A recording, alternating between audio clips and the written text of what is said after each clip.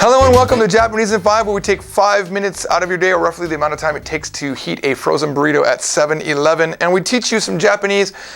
We are going today talk about something that someone posted me on Facebook. It is, where do words start and begin? And by begin, I mean end. Where do they start and end? This is a really tough question when you start to learn Japanese, because you might have noticed Japanese don't use spaces. This is taken from Book 5, Japanese from Zero Book 5, or from YesJapan.com. It's about a half of the reading comprehension section. And you'll notice that there are no legitimate spaces. And you'll even notice that they don't split words even when they come to the end of a line. This is shimashita.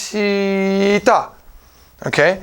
So they don't even split, they just randomly cut the word in half, and they don't have hyphens like we do in English. If you thought that that was a hyphen or that that was a hyphen, it's not. This, in fact, is the number 1 in kanji, and this is a lengthener in katakana. But if you've been studying for a while, you already know that. Now, you might see what look like spaces in here. For example, after this period, it looks like there's a space, but there actually is no space. After this comma, it looks like a space. There is no space. The comma and the period and parentheses, they are all built with this extra space padded onto it. So a lot of times if you watch the Japanese in 5 series, you'll see I don't have periods in my sentences on the screen because they take up so much space. I like to just remove them. So let's look at this and see what can we do to sort of relieve the tension of not knowing where the words start or end. So here's how we get it. Step 1. Particles or spaces. So particles are things like wa, ga, ni, mo, things like that. For example, topic marker or subject marker or object marker or destination marker. These are things that you learn pretty much in level 1 of any Japanese book that you're using, including Japanese from Zero book. So let's look at the passage that we just looked at, but instead of everything being white, we're going to make all of the particles, every single particle will be yellow. So now you can start to see a little bit of structure happening. We've got event location marker, we've got an object marker, event location. This is, what is that, like a, not sure exactly what kind of marker I would classify that as. Ni is used a lot of times to mark destinations and locations, but that's not what that's doing here. And we've got a subject, and this is a subject marker, but this ga is a different ga. This is the ga between a sentence, right? So we'll translate this at the very end for those of you that are curious, but you can see now that a lot of words are starting to, for example, this word right here is between 2 particles, so therefore that is the word. All right, now, the real thing about learning how to know where words end and start is to learn more Japanese, because if you don't know these particles, for example, you wouldn't know that that's where they end. But if you're listening to Japanese, you'll hear that whenever Japanese pause, it typically is going to always be after a particle. They don't split up in the middle of words. They don't pause before a particle. So let's take a simple sentence like, Watashi no namae wa Joji desu. There was no pausing there. But if I wanted to pause, I could pause after the 2 particles. Watashi no namae wa Joji desu. Or watashi no namae wa Joji desu. So if you want to get better at Japanese, step 1, pause only after those particles. So what else stands out here? Some of you already see it. What are these really complicated looking words here? Those are kanji, right? So when you have a word, it's called a jukugo word, a word that has 2 or more kanji. It's called jukugo, and they stand out. They are much more complicated than the hiragana and the katakana. So I went ahead and we made every word in here that is 2 or more kanji, we made them orange to show how they stand out. We only have a few things left. Let's look at what else we can change. Katakana words. So you learn katakana in level 2 of Japanese from Zero, almost forgot the name of the book. You learned it from the katakana from Zero book, and you notice that they're a little bit more sticky looking as opposed to the rounded or the very complicated, the rounded hiragana or the complicated kanji. So there's only a few of them in here, and I've made them blue. We've got homestay, which means homestay, or host family, right? Host family. These are words that are generally from foreign origin, right? Now sometimes a Japanese word will be written in katakana. That's not against the rules. As a matter of fact, all scientific names for animals are written in katakana. And a lot of times a Japanese word that has even kanji will be written in katakana to show emphasis. For example, the problem with trash, gomi mondai. Gomi, to show emphasis, is always written in katakana, almost always I should say. All right, so now you can see all that's left in this entire message are words that are pure hiragana or words that have kanji and hiragana mixed, and that's where the most complicated things come. So as we go through this, we're going to keep it on this screen for the rest of the presentation. We're just going to go through it. Let's look at it. So we've got 先月初めて日本でホームステイをしました。Okay, last month, for the first time, I did a homestay. That's where you stay at someone's home. So, hajimete here is a word that's derived from a verb. Okay, it means the first time. So, hajime is like the haji part is basically the root. And mete is how it's conjugated. You're noticing that the verb conjugation in all of these, if you pay attention, anytime we have a verb, the conjugated part is always hiragana. So if you ever have a kanji followed by some hiragana, you know it's most likely a verb. Okay?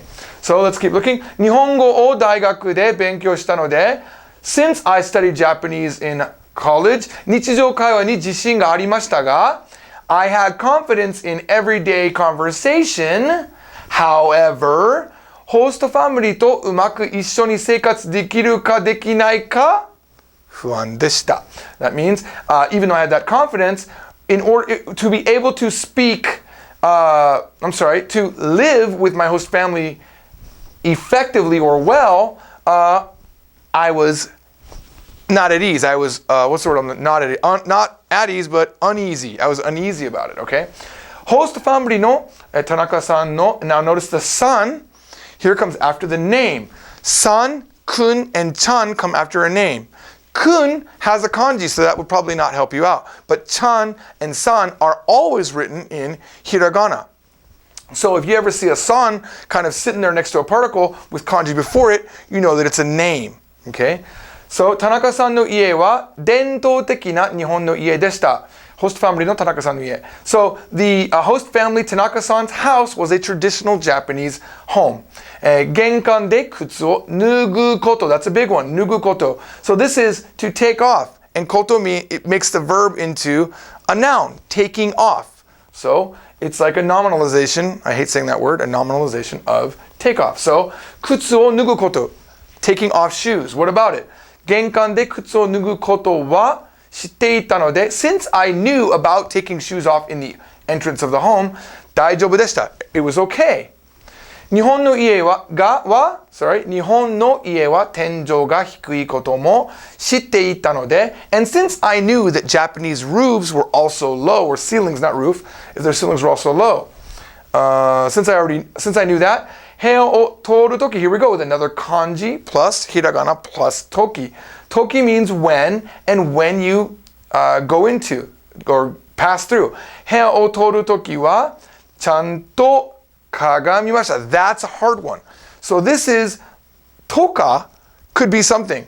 Toka is used in a representative list, right? Something, something toka, something and, something and, something and. But here it's not. Here it's oops. Sorry about that. Here it is not used that way. It's chanto as a word, meaning properly. And kagamimashita, which is, it has a kanji, but it's not being used here. Kagamimashita means to, what's this word in English? Whatever it means to kneel down or bow down a little bit. So when you go into the room, she knew that she had to bow down. She did that because she knew that the ceilings were low. She squatted, that's probably the word right there, squatted down a little bit. And just for the sake of continuing, let's finish off the translation. でも、お手洗いにはびっくりしていました。Or びっくりしました, sorry. でも, comma, good space. Anytime you have a comma, you know that's where a word ends, right? So でも meaning but, お手洗いにはびっくりしました. I was very surprised at the bathroom. Tanaka-san no ie wa furui no de.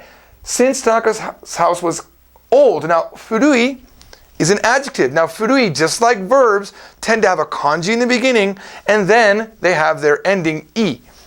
Also, adjectives in Japanese conjugate. So, for example, take furui, it would say furukunai if it was not old, or furukatta if it was old. So that's another thing to pay attention to. Node is simply a sentence connector. Since. So, Tanaka-san no ie wa furui no de, since Tanaka's house is old, toire wa yoshiki janakute, the toilets, not Western style, but washiki deshita. It was Japanese style. So I think everyone got something out of this. The people that don't know how spacing works got something out of this, and hopefully the people that wanted to see if they could translate this got something out of it. But that's how you do it. It's not a science. It's just really more about learning Japanese and learning how the parts work and learning how kanji is typically used in combination with hiragana, with verbs and adjectives. That's the main thing I would draw from this. There you have it. Thank you for watching Japanese at 5. And if you would like to learn more Japanese, you can go to JapaneseFromZero.com. You can check out our book on Amazon.com or join ESJapan.com for the free course 1. See you all next time. Bye-bye. Hello and welcome to Japanese in 5, where we take about as much time as it takes to make a sandwich and some Kool-Aid, about 5 minutes, and we teach you some Japanese. Hello and welcome to Japanese in 5, where we take 5 minutes out of your day, or about the same amount of time it takes you to clean your kitty litter, which you probably need to do. It's getting a little bit bad. Hello and welcome to Japanese in 5, where we take 5 minutes out of your busy day. 5 minutes is about as much time as it takes you to clear level 1 of Super Mario. Okay, that didn't work.